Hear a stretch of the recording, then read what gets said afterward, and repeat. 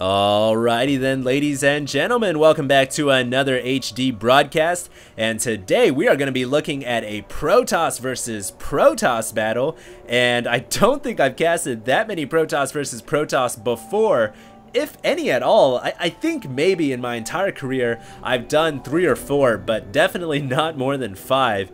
And there's a good reason for that. I, for one, am not the biggest fan of PvP. It doesn't have the excitement like ZVZ does, and it doesn't have the unit diversity like TVT does. But to that end, I realized I should cast some PvP anyways for all you PvP maniacs out there. So yeah, this is going to be a Protoss versus Protoss on Lost Temple, and right away the 12 o'clock player, the red Protoss, is going to be the Australian sensation Az. And some of you guys might not be familiar with who Az is, but he is a very top tier Protoss player, able to actually defeat his comrade Moonglade, who is another Australian player who was invited to play in the HDH #1. So he was able to top him in a Protoss versus Zerg, also able to defeat Tester, who is an extremely good player. He actually is Korean, and he plays on the B team for one of the Korean pro gaming teams. So yeah, Az is one of the best players that I know of that plays Protoss, so I'm excited to see this game. And on the other side of the map, we are going to be looking at his opponent, and his name is going to be Eric. So that's kind of a bland name, but Eric is also known as G5. He hangs out with Team EG a lot, and he actually has a big name in Brood War.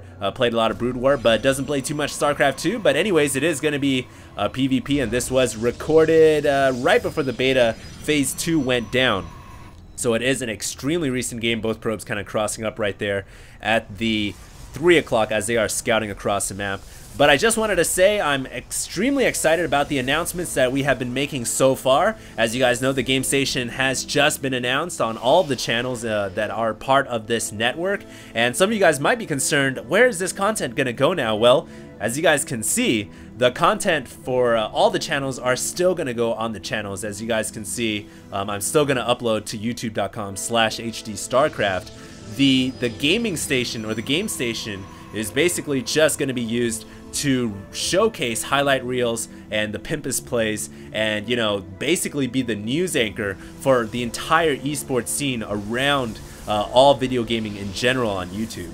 So hopefully that's going to be a big success, and of course I encourage you guys to stay tuned. There's going to be a lot of big announcements coming up in the near future, in a couple of days actually. So yeah, just stay tuned, as we are going to be breaking some awesome news that I'm sure you guys are going to be excited to hear pretty soon.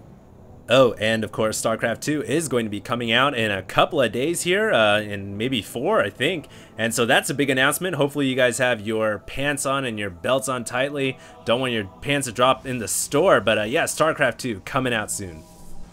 Anyways, let's go ahead and get back to this game, Protoss versus Protoss. Eric here getting dual gases, also going to be throwing up a second gateway after that cybernetic score. It looks like he is getting a stalker out as well. Meanwhile, Az here getting 2 gases, but has not thrown down a second gateway. So a plethora of possibilities here. We could be seeing a Twilight Council, but no, he's going to be throwing down a robotics facility. So it is going to be 1-gate Robotech here. I thought for a second Az might decide to go for a 3-gate Blink Stalker, but that's not going to be the case here, as he is going to get that Robotech down. And one thing I gotta say about PvP is it's all about the Colossus and all about the Immortals. Those units are extremely powerful.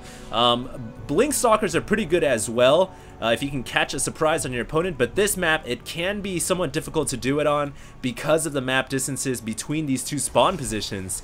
So I think both players are going to be going for some kind of Robotech, although Eric here is still pumping out of 2 gateways, and he's just researching that warp gate technology right now. So I'm not quite sure what his strategy is, but he's going to be waltzing his way across the map with his Stalker and Zealot. He actually has a probe right there too. It is going to take out this scouting probe who was holding on to that northern watchtower.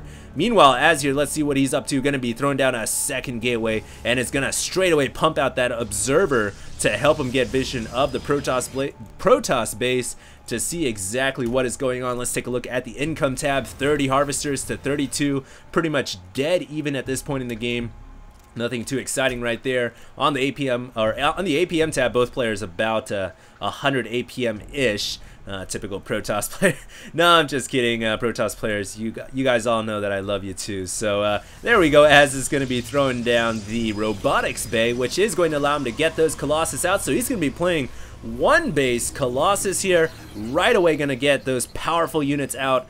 And if Eric can get enough Stalkers, if he can research Blink, he can be really strong against those Colossus. If he blinks in there and snipes him out, he can also go for Immortals, which are pretty strong against Colossus as well. And here we go, Az going to be coming in here with his Observer to see what is going on. 3-gate Robo right now for Eric, and he is going to be getting his own Observatory as well as an Immortals. So it is going to be a relatively diverse build here for Eric, and he's just going to have to be able to handle the Colossus coming from Az. And really the thing here is Az has got this initial scout off. He's an extremely good Protoss player. He knows the PvP matchup better than a lot of other players do, obviously. So he knows exactly how to tailor his build right now, and he's just going to go straight for those Colossus. And really, if he can upgrade that range, the extended thermal lances, and abuse the Colossus long range, I mean, those things have a range